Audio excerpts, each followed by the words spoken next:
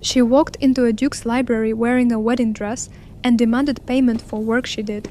He decided on the spot she would make a perfect wife. Neither of them planned what happened next.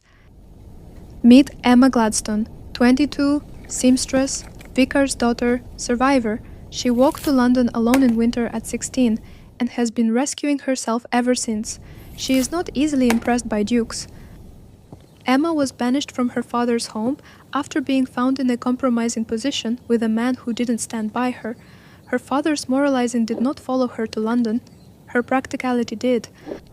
Emma has a dream, her own dress shop. The wedding dress she made for the Duke's fiancé was meant to fund it. The fiancé left. The dress was never collected. Emma is owed £2 and 3 shillings. Meet the Duke of Ashbury, scarred from Waterloo, brooding by design, dangerous by reputation, and alone by choice. His to-do list has 3 items: brood, glower, menace ne'er-do-wells. Item 4 just appeared. At Waterloo, a rocket exploded near him. His left side, face and body carries extensive burn scars. His fiancée, upon seeing them, broke the engagement and was physically ill. Ash has not recovered from this. He needs an heir to prevent a disagreeable cousin from inheriting. He has just written down his requirements: woman of childbearing age, respectable lineage, urgent need of money, willing to share a bed with a scarred horror. The universe, with impeccable timing, sends Emma Gladstone through his front door, wearing a wedding dress, at precisely the moment he finishes writing that list. He stares at her. She stares at him. Emma does not flinch at the scars. She has come to collect £2 and 3 shillings, and she will have it.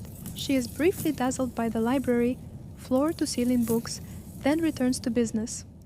Ash makes his offer: take the money she is owed, or marry him and become the Duchess of Ashbury.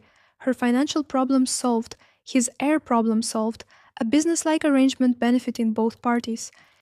Emma thinks that was the most unfeeling proposal imaginable.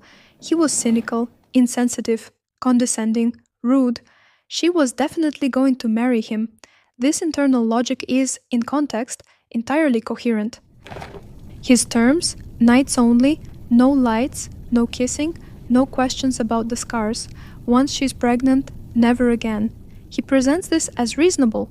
She listens with the expression of someone making her own list. Her counter-terms: dinner together every evening, with conversation, and unlimited teasing. She says this last part with the particular emphasis of someone who has assessed his armor and identified its weak points. They marry. Emma arrives at Ashbury House as its new duchess. She looks around the magnificent, slightly gloomy rooms. She notices the excellent curtains. She begins making herself at home immediately. First night, the darkness Ash requires, the silence, and then, an intruder in the dark. Ash freezes. A candle is lit. Khan the cat is sitting on the bedpost. The cat stares at them. They stare at the cat. Khan considers their arrangement and finds it adequate. He adopts Emma immediately. Ash pretends to be annoyed by this. He is clearly not annoyed by this. Emma notes the way he talks to the cat when he thinks she cannot hear. The first dinner, Emma arrives, sits down, and begins asking questions. Ash, who planned to eat in silence and return to brooding, discovers this is not going to be possible. He is required to be present. Emma asks about everything: the house, the books, the war, his opinions on things that matter and things that don't. Ash, who has been mostly silent for years, discovers he has opinions on everything. This surprises him. Ash is wickedly funny when he lets himself be. Emma discovers this at the third dinner and laughs at something he says before she intends to. He looks at her laughter with the expression of a man being given something rare. The naming problem? Ash refuses George, her father's name. He suggests Duke and Ashbury. Emma refuses both as cold for a wife. He proposes my stallion with complete seriousness. Emma considers it briefly. Emma consults her friends, ostensibly about names for her new cat. Her friends, who have heard nothing about any cat, provide enthusiastic suggestions: Pumpkin, Lambkins, Dumpling, and others equally undignified. Emma begins deploying the names. Good morning, Pumpkin. Ash's expression at being called pumpkin by the Duchess of Ashbury is the greatest thing this novel has produced. He demands she stop. She does not stop. Eventually he tries, over her objection, to establish my stallion again. Emma counters with lambkins. He tries magnificent duke. She tries dumpling. He falls silent. She has won this round completely. Emma sees Ash's scars in proper light for the first time. Not glimpsed in the dark, but properly in daylight. He braces. She looks. She touches them gently. She does not perform her response. She simply has one. She touches the scars. She is not performing acceptance. She is not demonstrating anything. She simply sees him, the scars as part of him, not the definition of him, and responds accordingly. He cannot speak. This is the moment the monster story Ash has been telling himself becomes implausible. Someone is touching his scars without horror. The whole architecture of his self-image begins to shift. Ash discovers about Davina, the friend Emma was helping, the secret reason behind her accepting the proposal. He realizes Emma became his duchess partly to help someone else. He finds this entirely, typically Emma. He also learns the full story of Emma's banishment, the vicar father who cast her out, the walk to London alone in winter, the 6 years of self-sufficiency. He is quiet for a long moment after hearing this.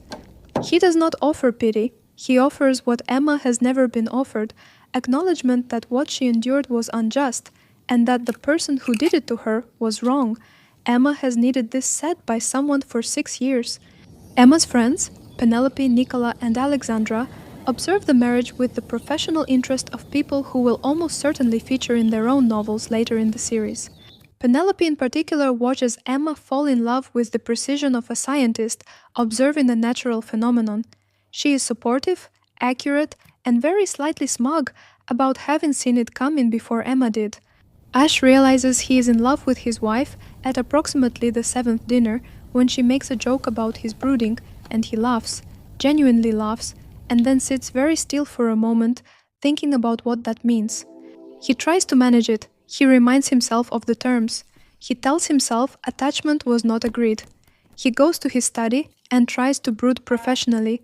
Emma's presence in the house makes professional brooding very difficult. The ballroom scene, their first public appearance as a married couple. Ash enters, knowing the room will stare. He is accustomed to the staring. He positions himself to minimize the visibility of the scars as usual. He looks across the room. Emma is there, looking for him, having arrived separately. She spots him and her face changes, not with horror, with happiness. She is happy to see him, in a ballroom full of people. Ash turns his scarred side deliberately toward the room, giving them the full view rather than the careful profile. He addresses the assembled ton with magnificent impatience. Yes, I know. Faulty rocket at Waterloo. You have precisely 3 seconds to move past it. 1, 2, right. Now where is my wife? The ballroom falls silent. Emma beams. The whole room has just witnessed everything. And then he retreats. The closer Emma gets, the more terrified Ash becomes. He reminds her of the terms. He is cold. He is performing the monster he no longer is. She recognizes the retreat for what it is. Emma confronts him, not with fury, with clarity. She tells him what she sees when she looks at him. She tells him what she has been feeling. She eyes, extraordinarily vulnerable and completely undaunted. This is who Emma is. She tells him, the darkness was never necessary, not because the scars don't exist, but because the scars are part of him, and him is what she sees. He has been hiding from her judgment. She has never been judging.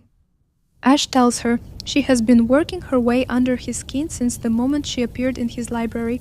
He has been made to feel human and wanted and whole. He did not plan for this. He is not sorry it happened. Emma tells him she loves him.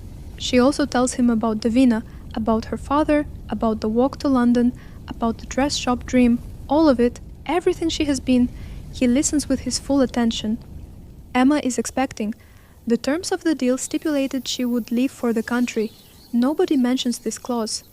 Ash looks at his wife with the expression of a man whose original deal turned out to mean something else entirely.